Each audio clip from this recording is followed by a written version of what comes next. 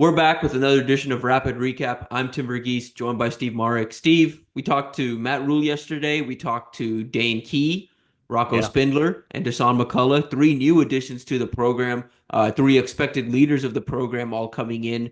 We'll start with the guy that who led it off, Rocco Spindler, and getting to meet him fresh off, a national championship appearance with the Fighting Irish. What did you think? Just first impressions of him at the podium? Well, first impressions was just listening to him talk and just looking at him physically, just an impressive dude, 6'5". He was listed on the Notre Dame online roster at 325 pounds. He sure looked like it. When we were talking with him, but yeah, he just looks like a physically impressive guy, and he is just mature. I mean, he is exactly what you want to kind of bring somebody in from the transfer portal who has been there, done that on the football field. He started a lot of football games.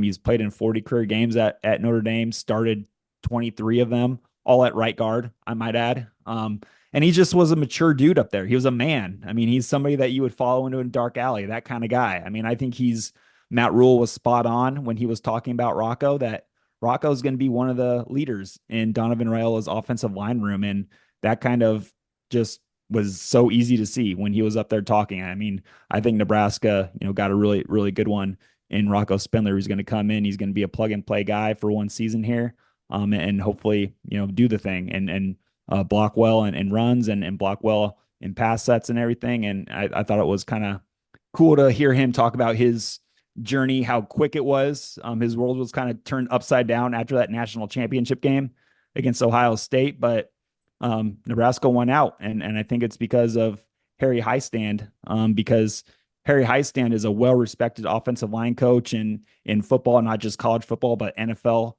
as well. And Donovan Raiola taught and kind of learned from Harry Highstand for years with the Chicago Bears and at Notre Dame. Donovan was a grad assistant at Notre Dame under Harry Highstand. And so, when Rocco hit the portal, Harry Highstand was like, "Hey, I got a guy for you," and that guy was Donovan Raiola. So Donovan Raiola's connections and kind of upbringing in the coaching world kind of paid off for Nebraska. Yeah, I was going to mention. I think one of my bigger takeaways from just the press conference was Donovan Raiola gets some flack for some of the recruiting misses he's had, and again, Yeah. like generally like expectations on the offensive line, but it's times like this and experiences like this where it's like, okay, but well, Nebraska probably doesn't have a guy like Rocco in the room now, if not for Donovan Yeah. Raiola, and so Yeah. again, I think he deserves his credit for the work here and landing Rocco, even if it came off a recommendation. But in this industry, it's about who you know. It's Absolutely. all about that, and that helps. And so again, this is something where if it goes well for Rocco, Rocco can go back and say, hey, Notre Dame's obviously a O-line factory, but if you're looking for another place, talking to young linemen, if you're looking for Hmm. another place, Donovan Raiola in Nebraska. So I'm curious to see how it goes. I did think we also got a little more insight on the offensive line, the shuffling. Obviously, there's some injuries, which we'll Yeah. touch on here in a bit. But that he's dealing with in spring, there's going to be some injuries. But we got a little clarity. Hmm. Justin Evans working between the left guard spot and center. Hmm. So is the assumption Rocco at right guard, and then they work in everyone else kind of around, and kind of that's the puzzle is figuring out where Evans slotting in, another left guard or figuring that out. And then obviously the tackle spots remain a bit of a question with Gunnar Gatula Yeah. out for the spring and Elijah Pritchett kind of working on potentially both sides. Yeah, I mean that's how I've been looking at it with Rocco in the fold here. When you look at that interior line, which by the way, Donovan I think has done a really solid job recruiting interior offensive linemen because I think Nebraska is pretty strong at the center positions and both guard spots going into 2025. But yeah, like you said, the tackle position is obviously very important too. And right now there's a ton of question marks right there and some injury situations that need to be figured out. But yeah, I ever since Rocco committed to Nebraska, I've been kind of viewing him as a right guard. He's only played right guard in his college career, just like Henry Lutovsky, who took over for Micah Mizuka last season at right guard for Nebraska. But the way I see it, if you're somebody like Rocco Spindler, a highly regarded offensive lineman in the portal, you're taking numerous visits, you're getting offers left and right from different people. And if you decide to land at Nebraska and play your final season for the Huskers, I think you're just going to play right guard. I think you're going to be slotted in there and expected to win that job. So I think he's going to have every opportunity, available to him to win that right guard spot. And so what happens, next at center and left guard? I mean, that's where the fun starts. I totally expect Justin Evans to be the guy at center, and then that opens up that left guard spot that a lot of different guys I think are going to be competing for. Henry Lutovsky too. And like I said, Henry Lutovsky has only played on the right side in his college career, just like Rocco has. So yeah, left guard is going to be interesting. It's going to be one fun competition to follow, in my opinion. For sure. And that's, I mean, the line is going to be one of the bigger offensive line is going to be one of the bigger storylines in spring. We'll spend plenty of time on it in the coming weeks and months. And, we got to talk to Dane Key as well, get an impression of Nebraska's expected wide receiver one. He ended it by saying, Dana Holgerson's pitch to him was, if you don't want to be the guy, go back to Lexington. But if you want to be the guy, come to Nebraska. And so he's the guy. And I thought his press conference was super insightful, just in terms of what he's seeing in the room. Talked about he thinks Hartley Gilmore is a special football player, thinks Ja'Cory Barney has a potential to be really special. But there's a new wide receiver coach added to the room alongside Da'Keil Shorts. We didn't really know that until Dane Key let us in. Nebraska has a guy that at least Dane Key thinks is elite, and Dane Key is a guy that is one of the better returning wide receivers in college football, just across the state of college football. It was funny that Dane Key just like broke some coaching staff news in front of us, and nobody knew who the heck Andrew Verghese was. But it appears right now Nebraska hasn't officially announced it or anything. But according to Andrew Verghese, X account, he is Nebraska's assistant wide receivers coach. And who is Andrew Verghese? He's the guy who spent the past 3 years at Kentucky as a grad assistant. He was with Dane Key his entire career as a true freshman, sophomore, and up to his junior season last year. Andrew Verghese has been right there on the field with Dane Key at practice, helping develop him as Kentucky's assistant wide receivers coach / grad assistant. So it appears that the pipeline from Kentucky to Nebraska this offseason with Dane Key and Da'Keil Shorts, it isn't just those two guys. I mean, it's a third one in there with Dane Key, Da'Keil Shorts, and then Andrew Verghese on the coaching staff as well, coming to Nebraska. So Hartley Gilmore.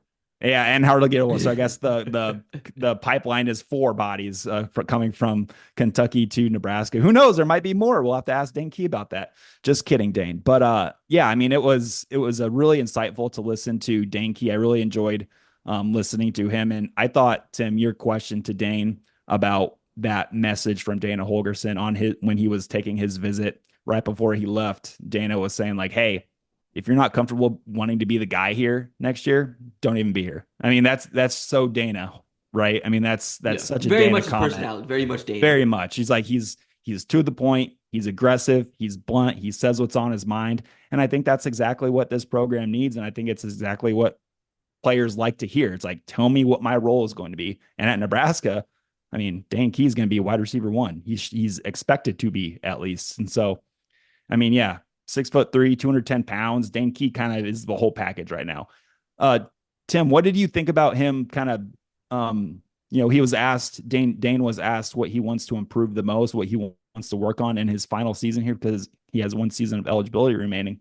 He said he wants to play faster. He wants to put tape out there that shows that he can play fast and be fast. What did you think of that?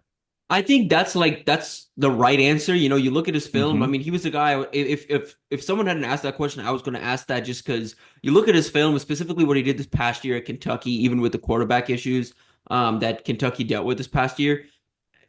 You look at the wide receiver depth in this upcoming draft. He could have declared and probably would have snuck up into like the 3rd, 4th, or 5th round. He would have snuck into being a potential day 2 pick.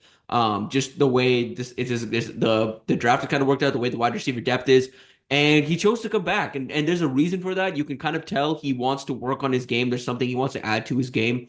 I was trying to figure out what exactly that was. Speed is the one thing. Speed is the one thing that right now, he's very sure-handed. Elite changing directions. That's the whole thing. His whole thing is he's not a burner, but he's smart. He's savvy. He knows how to change directions. He knows how to create separation in and out of routes. He's an excellent route runner. Excellent in contested catch situations. Has a really good Yes. understanding of the little things at the receiver position. But yeah, the Hmm. playing faster is Hmm. something he needs to work on. He's never going to be the fastest straight line speed guy, but being able to break faster, being able to accel decel faster, being able to do those little things faster is going to make him a better player and potentially boost his draft stock. And so I'm glad that's what he's focused on. I'm glad that's kind of what he's wanting to show as well, because it shows you he's not just a smart guy on the field. He has a Hmm. full understanding of who he is as a player and what he wants to be. And I did also think it was insightful to hear why he came to Nebraska. He didn't talk about really the offense. He didn't talk about, you know, Dikeel. He talked about the relationship with Dikeel Shorts, but he didn't talk about Hmm. Dikeel Shorts and what he can do for him. He talked about Dylan Raiola. He talked about Dana Holgerson. He talked about, being a featured guy in an offense with a consistent QB1, Yes. with an opportunity to kind of lead a room that has talent around him. Not to say he didn't have talent around him in Kentucky. Obviously, Carter Gilmore was a receiver there. Barry Brown is now at LSU, was a top transfer receiver as well. So he had talent at Kentucky, but he didn't have a consistent quarterback play. And so he's going to get that now. And I think if you're a Nebraska fan and you had questions about this offense, I think go watch what Dane Key's done over the past few years and listen to the way he talks about Dylan Raiola and Dana Holgerson. And I feel like you have to be confident about what this offense can be in 2025. It's a really good point that I wanted to bring up as well, Tim, with you talking about the consistency that he was looking for at the quarterback position, because he hasn't really ever had that at Kentucky. So when Dane Key was a true freshman, he was catching passes from Will Levis, which, hey, you know, NFL career, Will Levis. In sophomore season in 2023, he was catching passes from Devin Leary, different guy. Last season, he was catching balls from three different dudes. Brock Vandegrift, who has since retired from the sport, a true freshman named Cutter Bully, and a Wildcat quarterback, Gavin Wimsett. Husker fans know Gavin Wimsett, spent some time at Rutgers.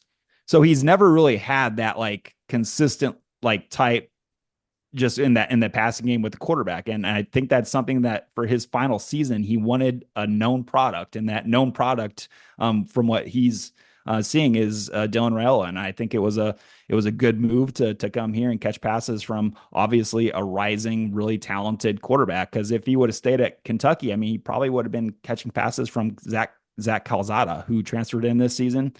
So there would have been a new kind of relationship building process there, which there is at Nebraska right now with Dane and Dylan as well. But I just think that him talking about wanting to have that consistency and at the quarterback position, I think it was just like a good idea to go out and search for just a better situation for his final year. And that better situation, I agree, is Dylan Raiola.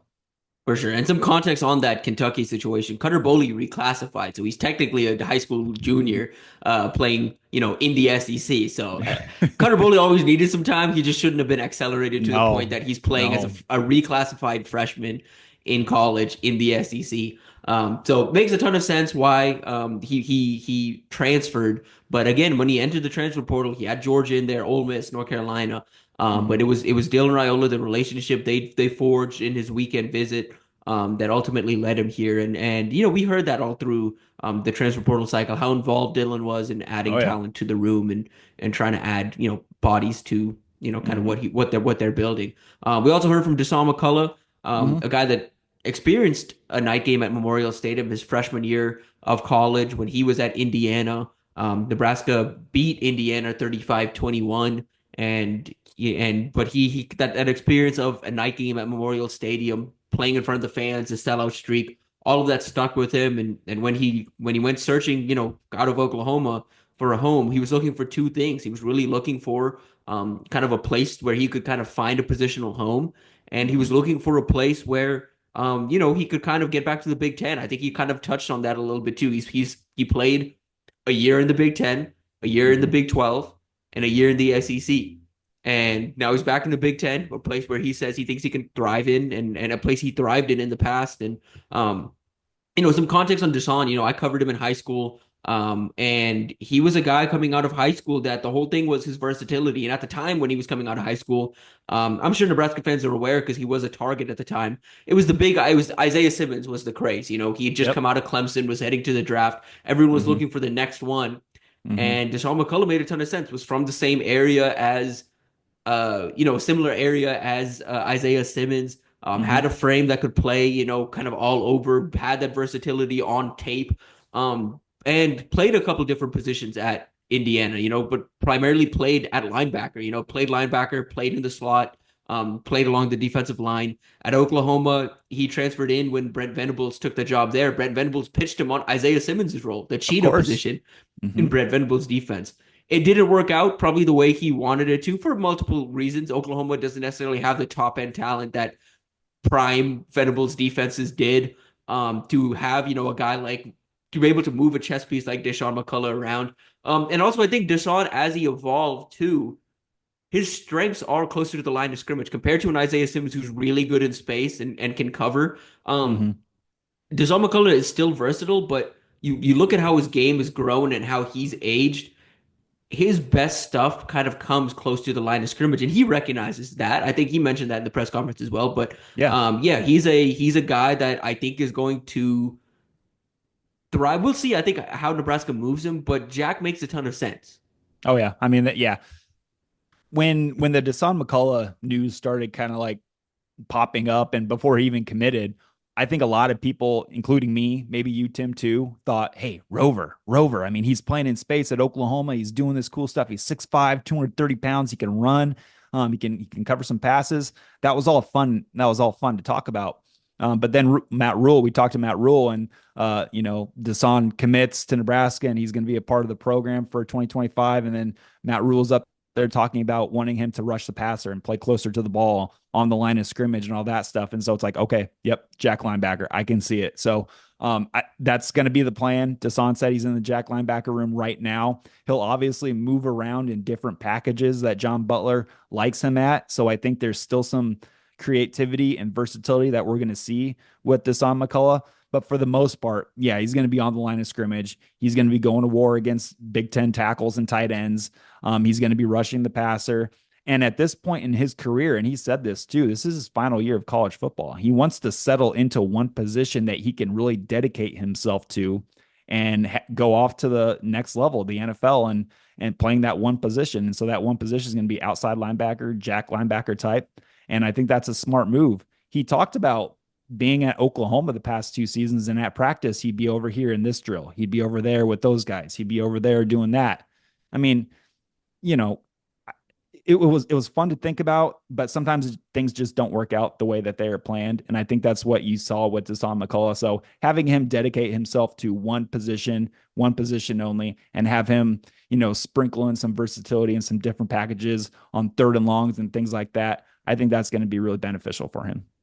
Yeah, and I think Isaiah Simmons' own NFL journey is kind of factored into this as Sure. well. You see how the NFL has reacted to these versatile type the Isaiah Simmonses, the Jabril Peppers, the all these versatile bodies that were so hyped coming out of college that, you kind of build a defense around. You build a defense around a Jabril Peppers, you build a defense around an Isaiah Simmons. And then they get to the league and, they have to be kind of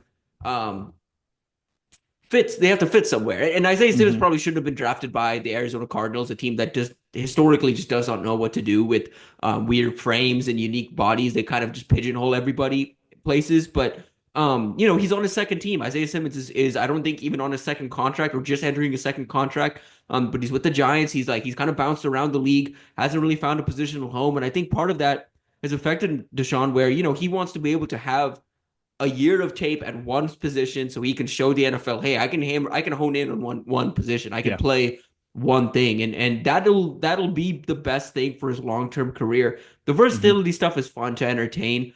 And, Mm-hmm. ideally Nebraska would like to get there at some point with a couple of guys. Sure. And they're going to have packages for Deshaun Yep.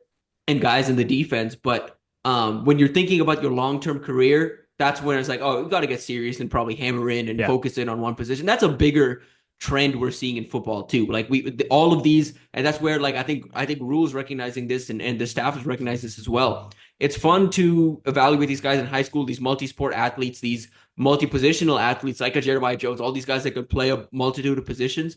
But it's Mhm. really, really important that early on in their college career they hone in on a position because we've seen over the last half decade or so, from a trend standpoint, from a bigger picture standpoint, we've seen that guys that don't hone in on a positional home early on, either in high school or college, they struggle. Even if they're elite athletes and they make the NFL and they figure it out, it takes a second for them to find that positional home and really settle in. Because at the NFL level, you have to be elite, not just an elite athlete. You have to have an elite understanding of the position you play. And so with him going to Nebraska and him kind of settling in as of right now to the Jack linebacker room, I tried getting this kind of information out of Phil Simpson, who's going to be his position coach in that Jack linebacker room, of how he if Nebraska wanted to change his frame, kind of tweak his body a little bit to be more better suited to play on the line of scrimmage and go to war against Big Ten offensive linemen. Phil Simpson didn't tell me a target weight, but Dasan McCullough was asked his target weight for 2025. And he said last year at Oklahoma, he was playing that cheetah position at around 230, 232 pounds. But at Nebraska, he wants to get up to around 240 for the season. So that kind of makes more sense. Add on about 10 pounds, get stronger, get heavier, and just be more prepared to go to battle like that. And so I think that's the information that I was hoping to hear from Dasan. And so we'll see what he ultimately ends up with, what Corey Campbell and Kristen Coggins, the excellent nutritionist at Nebraska, do with Dasan McCullough. But Dasan at 6'5", he's hoping to be around 240 pounds so he can go in there and kind of be that mentor to a Jack linebacker room that kind of needed an extra body with MJ Sherman exhausting his eligibility and not being part of the program anymore. So I thought MJ Sherman had a really good final season. And then behind him, obviously, Willis McGahee is exciting. We still need to learn a little bit more about Maverick Noonan.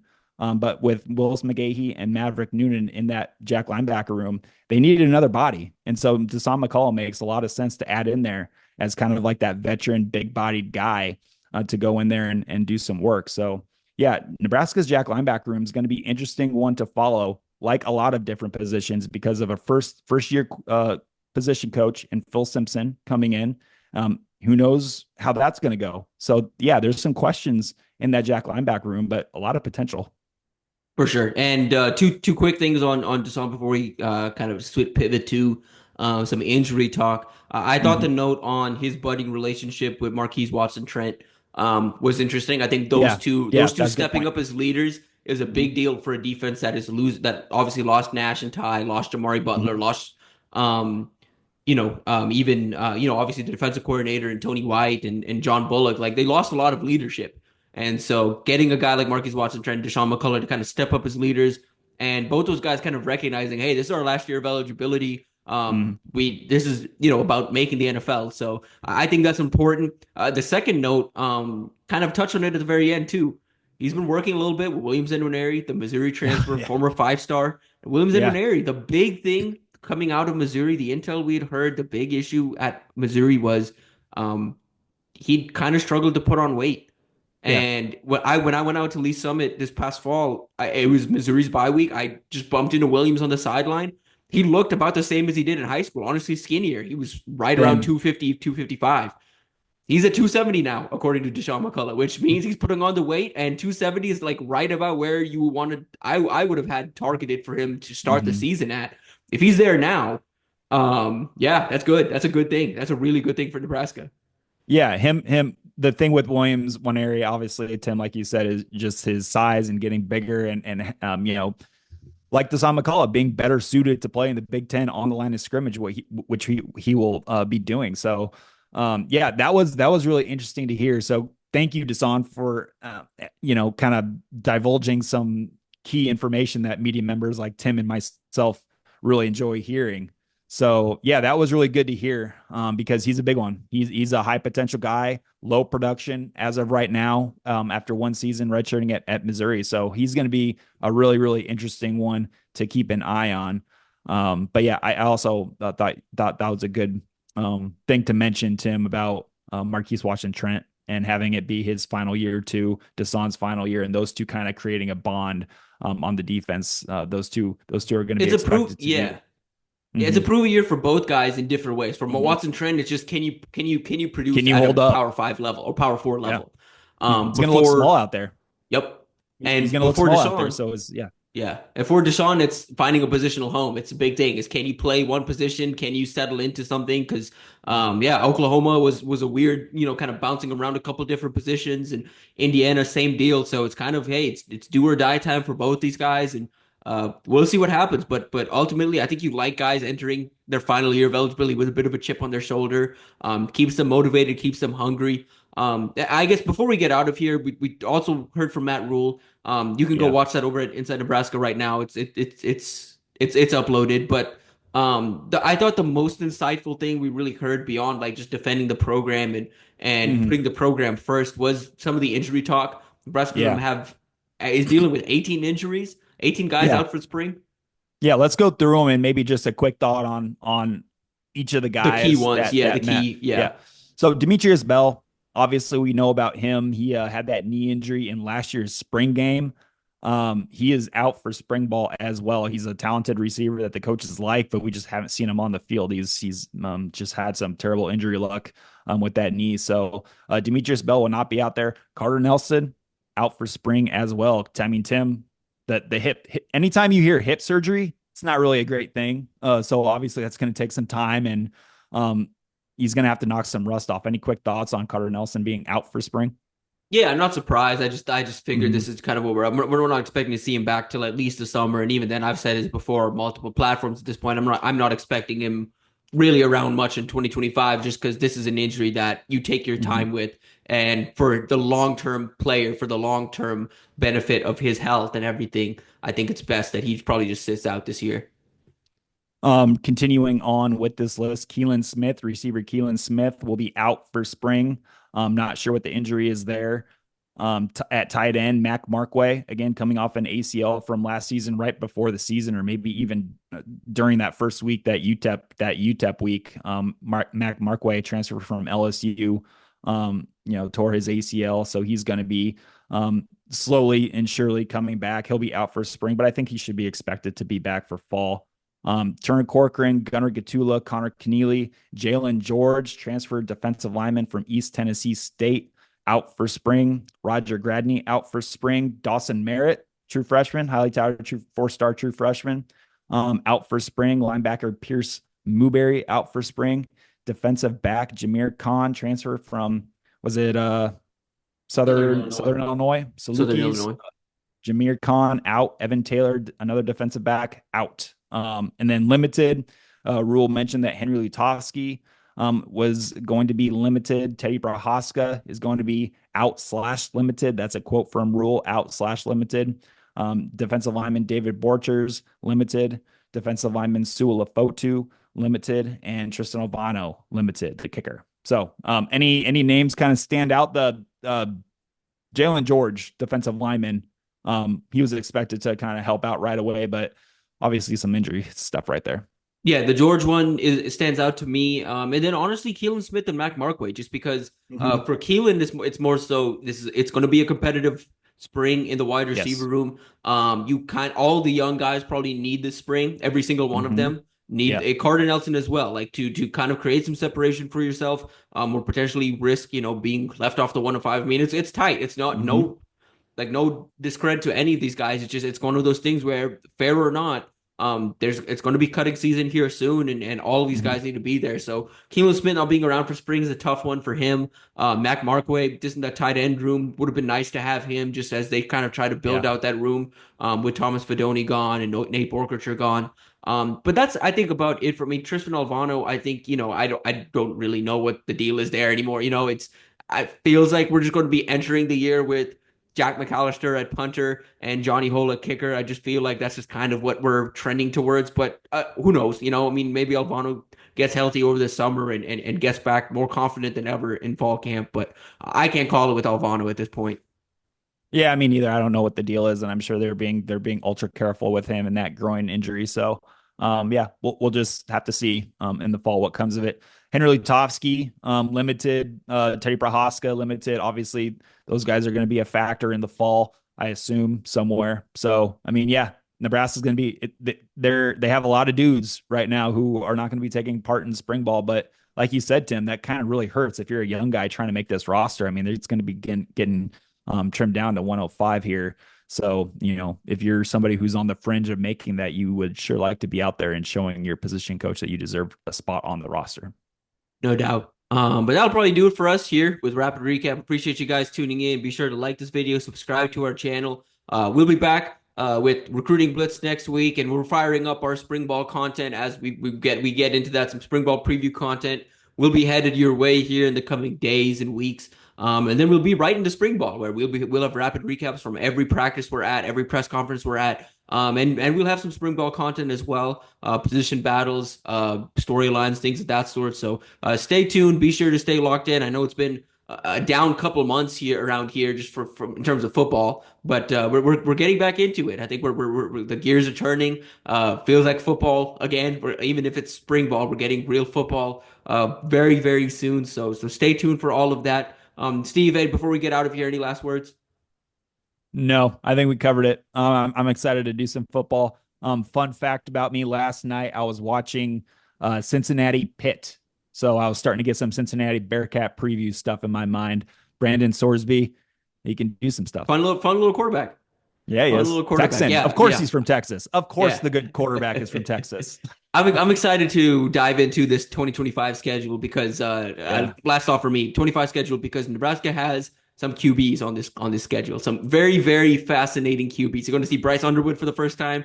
You're going to see Heyo. some you're going to see some quarterbacks. So I'm very excited to Mhm. see to dive into this 2025 schedule when that time comes. That'll do it for us. We appreciate you guys tuning in. We'll be back next week.